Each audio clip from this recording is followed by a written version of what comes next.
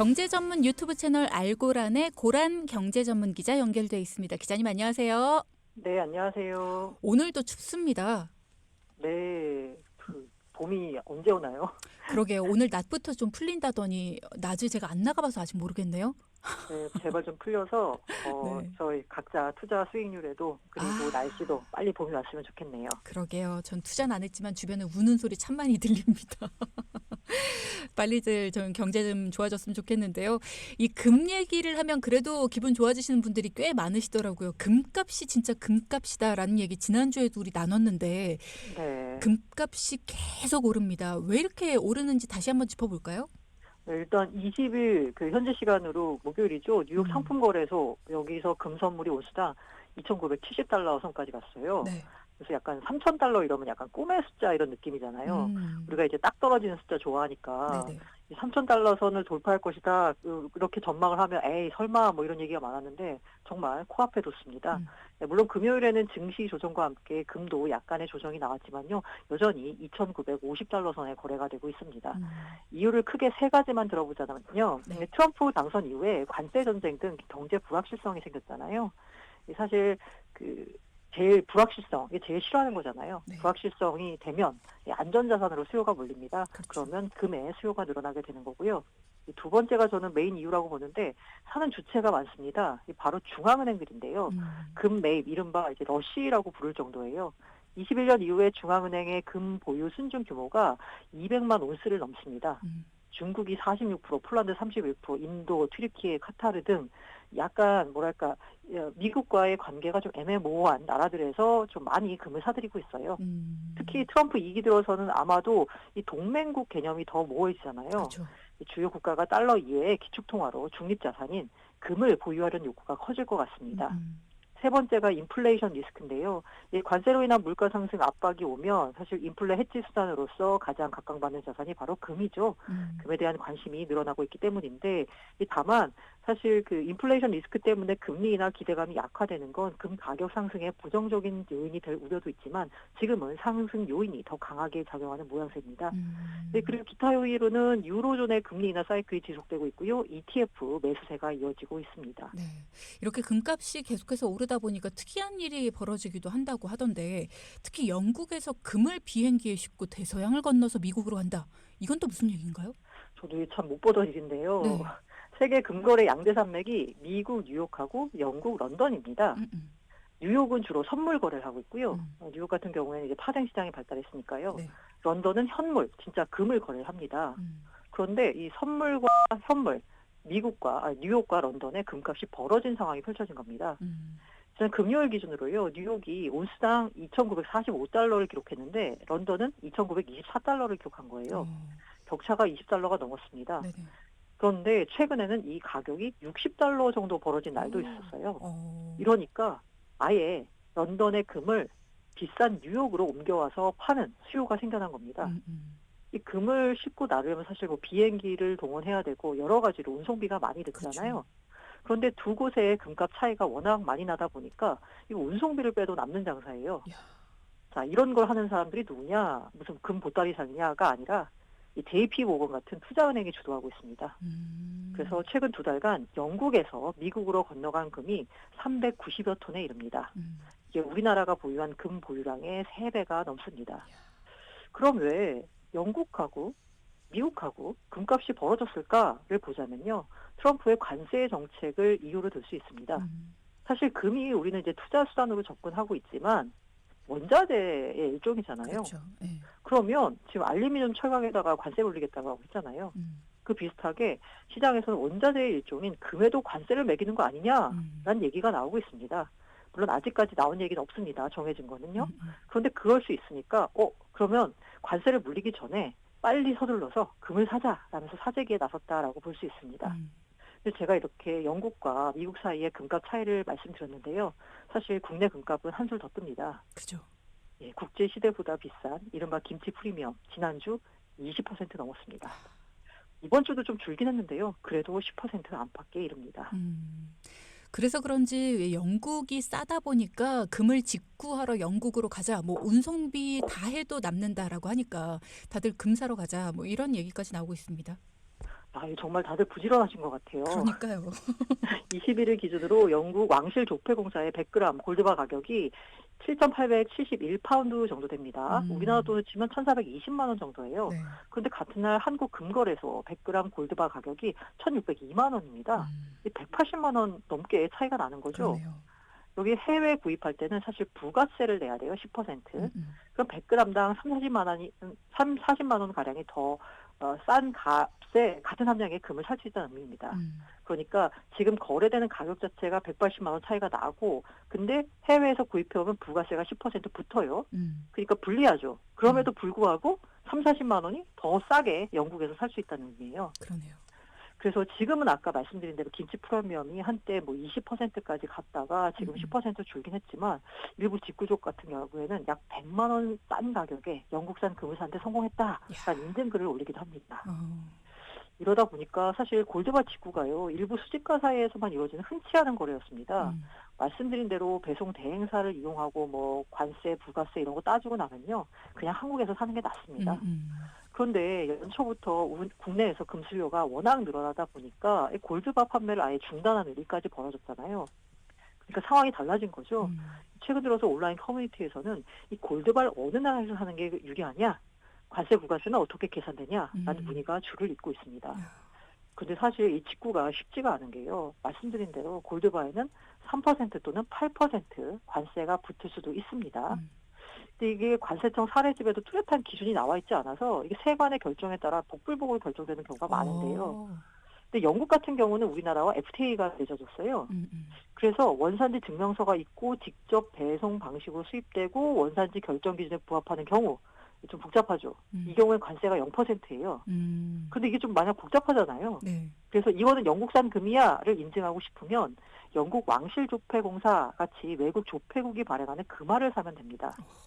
현행 관세율에 따라서 금화, 은하에는 관세가 안 붙어요. 네. 그런데 이 FTA 협정을 적용해서 관세가 제로라고 해도요, 이 부가세 10%는 발생을 합니다. 이게 화폐 부가세가 붙는 게 이해가 안 가는데, 이게 국세청 해석은 화폐라 해도 재산적 가치가 있다라고 하면 부가세에 의한 과세 대상이다라고 하고 있습니다. 그러니까 혹시 솔깃하셔가지고 그럼 나도 한번이라고 해보실 때는 이 세금 부분을 진짜 꼼꼼하게 따져보셔야지 되레 오히려 더 비싸게 사는 일이 벌어질 수도 있습니다. 그러게요. 뭐 다른 거 다 떠나서라도 세금 붙었는데 더 비싸게 사는 경우가 또 발생할 수도 있겠네요. 미국에 금이 없다라는 얘기도 나오던데 이건 또 무슨 얘기인가요? 이게 트럼프 대통령이요, 19일 날 저녁이가 에어포스 원이죠. 그 안에서 우리는 포트녹스에 갈 겁니다. 금이 거기 있는지 확실해둬야 됩니다. 라고 답을 했어요. 이게 뭔 소리냐라고 했으니까 기자들이 사실 그 에어포스 원 안에서 국방부도 인력 감축 대상인가라고 물었는데, 트럼프가 동문서답하듯이 약간 포트녹스에 대한 감사를 벌이겠다라는 얘기를 한 거죠. 그러면서 포트녹스의 모든 것이 무사하길 바라지만 그곳에 금이 없다면 매우 화가 날 것이다 라고 답을 했습니다. 사실 포트녹스는 육군기지 이름입니다. 네. 그런데 그 기지 옆에 미국 재무부가 관리하는 금 보유고가 있습니다. 이 시설 역시 이제 포트녹스라고 부르는데요. 36년에 조성됐어요. 켄터키주에 있는데 이 뉴욕이나 필라델피아 같은 대서양 연안에는 조금 약간 외적이 닿기 쉽잖아요. 그러니까 에팔레치아 산맥 아래 가려진 깊숙한 곳으로 옮겼습니다. 화강암 건물 안에 지하금속 몸무게만 뭐 22톤이고요. 뭐 어마어마한 그런 비밀 장소에다가 금을 현재 재무부가 보관하고 있는 게 4,583톤입니다. 현재 가치로 약 620조 원 정도 금이 있는 거예요. 이게 우리나라가 아까 그 금 갖고 있다라고 했잖아요. 한국은행이. 네. 그 우리나라가 보유한 금이 한 104톤 정도 되거든요. 이거는 영란은행에 있어요. 영국중앙은행이에요. 그런데 그거에 한 44배 정도의 금 보유량을 미국 재무부가 포트녹스에 들고 있는 겁니다. 포트녹스를 배경으로 해서 소설가 이언 플레이먼이 그 골드핑거라는 그 소설을 썼어요. 요게 64년 션 커너리 주연의 007 시리즈로도 제작이 되기도 했고요. 사실 여기 워낙 금이 많다 보니까 이게 제대로 있는 거야? 라는 음모론이 항상 나오고 있습니다. 그래서 제대로 있나? 의심이 되니까 미국 재무부가 아예 참다 못해서 74년에 의회 대표단과 기자들에게 시설을 개방했습니다. 그리고 17년에는 문우신 당시 재무부 장관이 한번 들어가서 금을 확인했다라고 했고요. 포트녹스가 지어진 지 89년 역사상 단 2차례만 개방이 된 거예요. 네. 그러다 보니까 음모론이 계속되고 있고요. 최근에 불을 지핀 건 바로 일론 머스크입니다. X에다가 포트녹스의 금이 도난당하지 않았는지 누가 장담하냐? 라고 올렸거든요. 그러면서 또 음모론 좋아하시는 분들은 이거 금 없을 거다. 라는 얘기들이 솔솔 나오고 있는데요. 일단 두 차례 개방했을 때는 잘 있다라고 확인을 해줬습니다. 그렇군요. 트럼프도 여기에 가세한 거고요. 네네. 사실 가장 궁금한 거 과연 금값이 언제까지 오를까라는 부분입니다. 지금이라도 사야 되나 하는 분들도 주변에 꽤 있으시거든요. 네. 온스당 3,000달러 목전이고요. 3,000달러가 역사적 고점이고 일종의 이제 저항선 느낌이죠. 이게 라운드 넘버라고 하는데 네. 이렇게 2,000달러, 3,000달러 요런 선에 오면은 사실 심리적으로 야 이제 다 온 거 아니야라고 사람들이 생각하잖아요. 네. 그렇기 때문에 좀 지금이 약간 조심해야 될 시점은 맞는 것 같습니다. 그런데 투자은행 같은 걸도 보니까 올해 3,000달러 전망했는데 이미 금값이 많이 오른 상황이잖아요. 그러다 보니까 골드만삭스가 올해 연말 금값 3,000달러 갈 거다라고 했는데 이거 3,100달러로 올렸고요. JP 모건도 올해 전망치 2,950달러인데 이미 돌파한 상황이잖아요. 3,150달러로 올렸습니다. 네. 야데니 리서치라는 유명한 또 리서치 회사가 있거든요. 여기서는 온스당 3,000달러 돌파하고 4,000달러까지 오를 수 있다. 라는 전망을 내놨지만 앞서 말씀드린 대로 지금 이게 역사상 고점이에요. 그리고 지금 현재 약간 투자 심리로 보자면 약간 과열된 경향이 없잖아 있습니다. 그렇죠. 때문에 이게 금은 장기로 투자해야 될 재산이지 단기로 매매하는 자산이 아니거든요. 혹시라도 지금이라도 사야 되는 거 아니냐라는 분들은 장기 관점에서 접근하셨으면 합니다. 네, 중요한 말씀 해주셨습니다. 자, 다음 이야기로 나눠보도록 하겠습니다. 국민연금과 관련해서 항상 적자다라는 뉴스만 들려왔던 것 같은데 국민연금 운용 수익률이 2년 연속 최대를 기록했다. 굉장히 반가운 소식이에요. 네, 사실 지난해 혹시 국장 투자하신 분들 수익률 별로 안 좋으셨을 거 아니에요. 그런데 국민연금만큼만 해도 참 돈을 많이 벌었습니다. 그렇죠. 지난해 말 기준으로 국민연금 수익률이 사상 최고 수준인 15%에 달했습니다. 와. 연평균 수익률을 보자면요, 5.92%거든요. 그런데 이걸 훨씬 더 웃던 거죠. 이게 반가운 소식인 게 국민연금이 연평균 수익률이 1%포인트 오를 때 기금 고갈 시기는 5년에서 6년이 늦춰집니다. 그러니까 이론적으로 국민연금이 돈을 잘 벌면 우리가 연금을 더 내지도 않고도 나중에 연금을 더 많이 받을 수가 있는 구조가 되는 거예요. 국민연금 운용 수익률이 23년부터 개선되기 시작했습니다. 사실 22년도에 전반적으로 시장이 다 안 좋았잖아요. 그래서 마이너스 8.22%, 그러니까 원금을 까먹은 거예요. 네. 야, 어떡하냐라고 걱정을 많이 했었는데 23년에 역대 최고 수준인 13.6% 기록하면서 부활했고요. 지난해에는 15% 역대 최고를 기록했습니다. 왜 이렇게 운용을 잘했냐라고 보자면요. 좀 슬프긴 하지만 국민연금 역시 국장보다는 해외 증시에 투자를 많이 했습니다. 진짜 슬프네요. 네. 23년에요. 국민연금 기금운용위원회가요. 해외 중심 기금 운용 방식 변화 방침을 발표했습니다. 그러니까 국내보다 성장성이 강한 해외 시장에 투자해서 수익을 올리고 내수 경제에서, 그러니까 국내 증시에서 국민연금의 영향력이 과도하게 커지는 것을 방지하자라는 취지로 해외 중심으로 운용하자라고 바꿨거든요. 그래서 전체 운용 자산이 한 1,200조 정도 됐는데 해외 주식 비중이 22년 말에 27.8%, 23년 목표치는 30.3%, 24년엔 33%로 설정을 했습니다. 전반적으로 해외 비중을 늘리는 거죠. 그러네요. 그러다 보니까 23년 말 기준으로 해외 주식 성과가 워낙 좋았어요. 23.89%. 그리고 지난해 11월 기준으로는 해외 주식이 29.7%의 수익을 올렸습니다. 그런데 지난해 11월 기준으로 국내 주식 수익률은 마이너스 4.94%. 그러니까 해외 주식에서 번 걸 국내 주식에서 까먹었다라고 보고 있거든요. 네. 그러면 아까 제가 24년에 33%로 설정했다라고 하는데 올해는 해외 주식 비중을 35.9%까지 높인다는 계획을 세웠습니다. 국내 주식 비중을 줄이고 해외 주식의 비중을 36% 정도까지 높인다라는 건데 요즘 국내 증시에서 국민연금 등 연기금이 연일 국내 주식을 순매수하고 있다. 이거는 어떻게 해석을 해야 돼요, 그러면? 네, 이 연기금의 순매수 덕분인지 2,600선 돌파를 가볍게 했습니다. 그리고 연초 이후로 보자면요. 사실 우리나라 코스피 코스닥이 미국의 S&P 500이나 나스닥보다 수익률이 좋습니다. 올해 한정입니다. 그러면 왜 이렇게 우리 국내 주식이 좋을까? 뭐 여러 가지 이유가 있겠지만 그 가운데 하나가 바로 국민연금을 비롯한 연기금의 매수세가 있습니다. 연기금은요. 지난해 12월 말부터 35일 연속 지난 금요일까지 순매수세를 기록했습니다. 네. 매일 하루도 빠짐없이 샀다라는 건데요. 이게 역대 최장 기록입니다. 이간 코스피에서 3조 3천억 순매수했고요. 역대 최장은 32거래일 연속이었는데 그거를 뛰어넘은 거죠. 연기금이 아까 해외 비중 눌린다라고 했는데 네. 왜 사는 거지? 궁금하실 텐데요. 음. 사실 우리 증시가 글로벌 주요 증시 대비해서 역대급으로 부진했습니다. 네. 그러다 보니까 이게 비중이라고 하는 게 가격으로 환산한 거잖아요. 음. 주가가 떨어지면 비중이 줄게 돼 있어요. 네, 그래서 지난해 워낙 우리 증시가 안 좋아가지고 국내 주식 비중이 자연적으로 줄어든 겁니다. 그리고 올해 국내 주식의 목표 그 비율이 14.9%예요. 그런데 지난해 3분기 말 기준으로 보니까 12%밖에 안 됩니다. 그러니까 요거 맞추려면 비중 맞추려면 국내 주식을 더 사거나 아니면 아주 행복하게 국내 주식의 가격이 그만큼 더 올라주면 되는 거죠. 네, 어쨌든 지금 현재 국민연금은 그 국내 주식을 저가 매수에 나선 분위기인데 이게 좀 슬프기도 한 게 그만큼 국내 주식이 워낙 싸다 보니까 연기금이 그 싼 가격을 사들이는 거잖아요. 네, 그러네요. 좀 뭔가 성장성이 있어서 국내 주식을 사는 게 아니라서 좀 슬픈 부분이긴 합니다. 그렇군요. 자, 다양한 현상들 해석을 해봤고요. 다음 이야기도 좀 나눠보겠습니다. 이해가 안 되는 현상 중에 하나가 이건 것 같습니다. 한국은행이 기준금 금리를 낮췄습니다. 그러면 내 대출 금리도 좀 낮아지겠구나 기대를 했는데 대출 금리는 안 낮아져요. 이게 참 불편한 진실인데 이거 왜 그런 건가요? 네, 이론적으로 기준금리 낮아지면 대출금리도 낮아져야 되겠죠. 그러니까요. 그런데 특히 이제 주변에서도 봐도 그렇고 내 경우를 봐도 안 그런 경우가 많습니다. 그 이유는 사실 대출 금리라고 하는 게 기준 금리에 따라서도 달라지지만 그 돈을 대출받는 사람, 대출자 개별로도 그 각각 어떤 상황에 처해 있느냐, 예를 들면 뭐 신용도 같은 거요. 그 상황에 따라 달라지기 때문이에요. 네.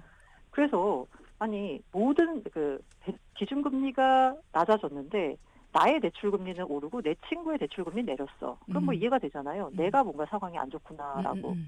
그런데 모든 은행에서 대출 금리가 높아졌어요. 모든 사람의. 네. 이거 뭐죠? 뭔가 있다라는 의미잖아요. 그렇죠. 네. 그래서 금융감독원이 조사에 나섰습니다. 최근 은행 20곳에다가 공문을 보냈는데요. 차주별, 이건 대출 받는 사람입니다. 상품별로 이 준거 그리고 가산금리 변동 내역이 뭐냐? 그리고 그 우대금리 적용 현황 이거 자료를 제출해라라고 요구를 했어요. 네. 이런 일이 벌어진 이유는 말씀드린 대로 한국은행이 지난해 10월과 11월에 기준금리를 각각 0.25%포인트씩 낮췄습니다. 그래서 기준금리가 연 3.5에서 3.0으로 0.5%포인트 내려갔습니다. 네. 그럼 0.5%포인트나 내려갔으니까 대출금리 낮아져야 되겠죠? 그런데 시중은행 대출금리 오히려 올랐습니다. 네. 은행연합회 소비자 포털이라고 있는데요. 거기 보면은 그 대출금리 평균을 볼 수 있어요. 신규로 취급한 가계대출금리를 봤더니 5대 은행의 작년 12월 평균 가계대출금리가 4.57에서 5.17. 금리 인하 전인 9월 때는 4.04에서 4.47이었거든요. 금리 내렸는데 왜 대출금리는 다 올랐어요? 전반적으로 올랐네요. 네. 특히 우리은행 같은 경우는 대출금리가 1.13%포인트나 올라갔습니다. 네. 이러다 보니까 아까 금감원이 조사에 나섰다라고 했잖아요. 이 공문 보내기 전날인 19일 날 이복현 금감원장이 은행장 간담회 직후에 기자들과 만나서 이런 말을 했습니다. 두 차례의 기준금리 인하가 은행 대출금리에 반영될 시기가 됐다라고 언급을 했거든요. 그리고 다음날 이제 공문 보낸 걸 봐서 금감원이 이 은행들의 대출금리에 대해서 꼼꼼하게 뜯어볼 것 같습니다. 그러면 만약에 은행들이 금리를 의도적으로 올렸다라고 한다면 금감원이 이걸 입증을 해야 될 텐데 어떤 방식으로 입증을 할 수가 있습니까?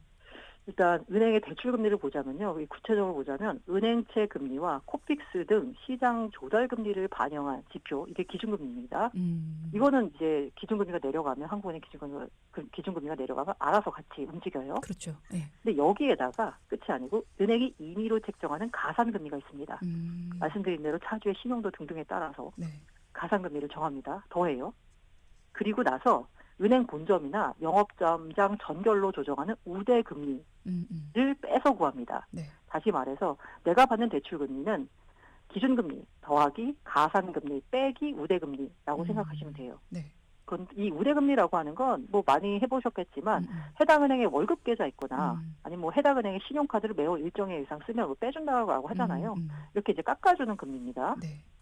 그런데 은행들이 지난해 하반기에 금융당국이 야, 가계대출 줄여라라고 했잖아요. 그럼 가계대출을 어떻게 줄일까요?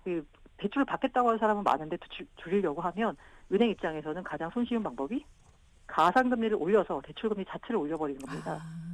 네, 이 수요 억제를 명분으로 대출 가상금리를 계속적으로 올려왔던 거예요. 근데 이 가상금리를 올려오고 여기에다 더해서 그전에는 우대금리를 굉장히 뭔가 그 달성 방법이 간단했어요. 뭐 예를 들어서 해당 신용카드를 30만 원만 쓰면 돼요라는 우대금리 적용 기준이 예를 들어서 100만 원 이상 써야 돼요. 이런 식으로 깐깐하게 바꿔버린 거죠. 그러니까 평소보다 깎아주던 금리를 훨씬 덜 깎아주는 방식으로 대출금리에 부담을 더했습니다. 이 금감원이 분석하기로는요. 아직 구체적인 결과 나와봐야 되겠지만 네. 은행들이 가산금리를 올린 정도보다 2.8에서 6.1배 우대금리 적용을 줄여서 대출금리 인상 효과를 노린 것으로 판단하고 있습니다. 그러니까 가산금리 같은 경우에는 좀 티가 많이 날 수 있으니까 네. 그거보다는 원래 평소에 더 깎아주던 걸 덜 깎아주는 방식으로 대출금리 자체를 올려버렸다라고 판단하고 있습니다. 금감원의 조사 결과가 어떻게 나올지 모르겠는데요.